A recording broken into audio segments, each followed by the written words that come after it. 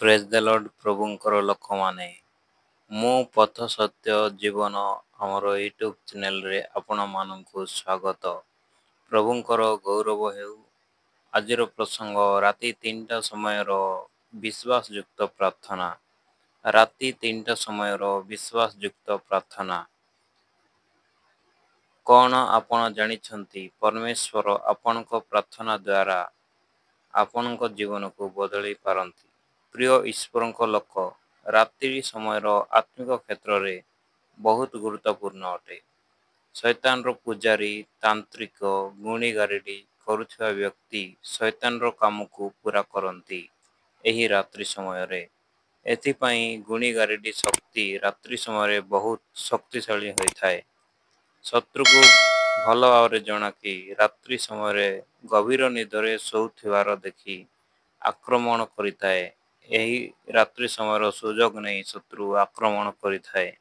ଏଥିପାଇଁ ରାତ୍ରି ସମୟରେ ବହୁତ ଲୋକ ମରନ୍ତି।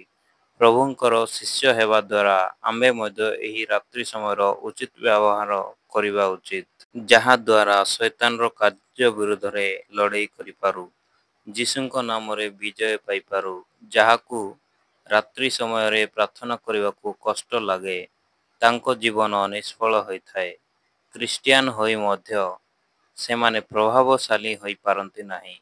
ଆପଣ ଯଦି ବିଶ୍ୱାସୀ ଅଟନ୍ତି, ତେବେ ଈଶ୍ୱରଙ୍କର ବାକ୍ୟ ପଢ଼ନ୍ତୁ ଏବଂ ରାତ୍ରି ସମୟରେ ଉଠି ପ୍ରାର୍ଥନା କରନ୍ତୁ। ପ୍ରାର୍ଥନା କରିବା ଗୁରୁତ୍ୱପୂର୍ଣ୍ଣ ଅଟେ। ଆଜି ମୁଁ ଆପଣଙ୍କ ପାଇଁ ରାତି 3ଟା ସମୟର ପ୍ରାର୍ଥନା ନେଇକି ଆସିଛି।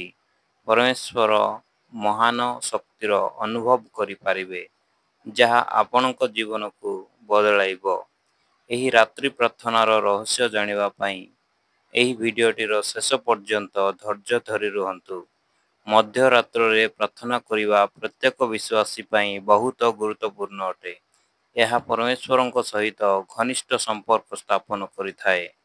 ଏହା ଏପରି ସମୟ ଅଟେ କି ସାରା ଦୁନିଆ ଏହି ସମୟରେ ଅଧିକାଂଶ ପରିବେଶ ଶାନ୍ତ ରହିଥାଏ, ଆଉ ଆମର ମନ ମଧ୍ୟ ଶାନ୍ତ ରହିଥାଏ।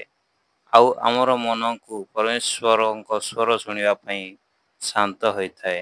ଆଉ ଦିନର ଆରମ୍ଭ ମଧ୍ୟ ପରମେଶ୍ୱରଙ୍କୁ ପ୍ରଥମ ସ୍ଥାନ ଦେଇ ଆରମ୍ଭ ହୋଇଥାଏ।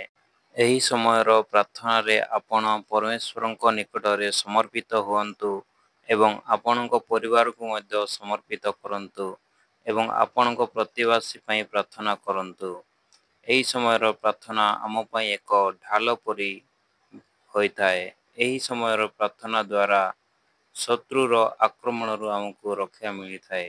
ରାତି 3ଟା ସମୟର ପ୍ରାର୍ଥନା ପ୍ରଭୁଙ୍କ ଠାରୁ ନିକଟବର୍ତ୍ତୀ ହୋଇଥାଏ ଏବଂ ବହୁତ ପ୍ରଭାବଶାଳୀ ହୋଇଥାଏ ଏବଂ ଏହି ସମୟର ପ୍ରାର୍ଥନାକୁ ପ୍ରଭୁ ଶୁଣିଥାନ୍ତି। ଆପଣ ଯଦି 3ଟା ସମୟର ପ୍ରାର୍ଥନା ଅଭ୍ୟାସ କରନ୍ତି, ପ୍ରଭୁ ଆପଣଙ୍କ ଜୀବନରେ କାର୍ଯ୍ୟ କରିବା ଆରମ୍ଭ କରିଥାନ୍ତି।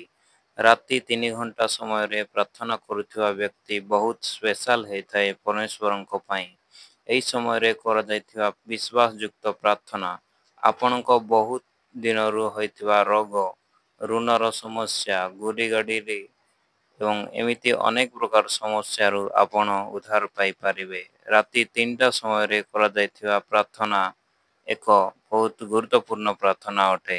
ଏହା ଏପରି ସମୟ ଅଟେ କି ଆତ୍ମିକ ରହସ୍ୟ ସହିତ ଜଡ଼ିତ ହୋଇଥାଏ। ଆମ୍ଭେ ଆମର ସବୁ ଭାର ତାଙ୍କ ଚରଣରେ ଥୋଇଥାଉ। ଏହା ରାତ୍ରିର ଚତୁର୍ଥ ପ୍ରହର ହୋଇଥାଏ। ପରମେଶ୍ୱର ସାମୁଏଲକୁ ଡାକିଥିଲେ ଏହି ସମୟରେ। ପ୍ରଥମ ସାମୁଏଲ 3 ପର୍ବ 1-10 ପଦ। 10 ପଦ ଟିକେ ଆଲୋଚନା କରିବା। ପ୍ରଥମ ସାମୁଏଲ 3 ପର୍ବ 10 ପଦ। ଏ ଉତ୍ତାରେ ସଦାପ୍ରଭୁ ଆସିଲେ, ପୁଣି ଠିଆ ହୋଇ ଅନ୍ୟ ସମୟ ପରି ସାମୁଏଲ ସାମୁଏଲ ବୋଲି ଡାକିଲେ। ତେବେ ସାମୁଏଲ କହିଲେ, କୁହନ୍ତୁ, ଆପଣଙ୍କ ଦାସ ଶୁଣୁଅଛି। ଆଉ ମୋର ପ୍ରିୟ ପରମେଶ୍ୱରଙ୍କ ଲୋକ ଯାକୋବ ମଧ୍ୟ ରାତ୍ରିର ଚତୁର୍ଥ ପ୍ରହରରେ ପରମେଶ୍ୱରଙ୍କ ସହିତ ମଲ୍ଲଯୁଦ୍ଧ କରିଥିଲେ, ଯାହା ଲେଖାଯାଏ ଆଦି ପୁସ୍ତକ 32 ପର୍ବ 22 ପଦରୁ 30 ପଦ ଯାଏ। ଯାକୋବ ସେହି ସ୍ଥାନର ନାମ ପନୁଏଲ ବା ପରମେଶ୍ୱରଙ୍କ ମୁଖ ରଖିଲେ।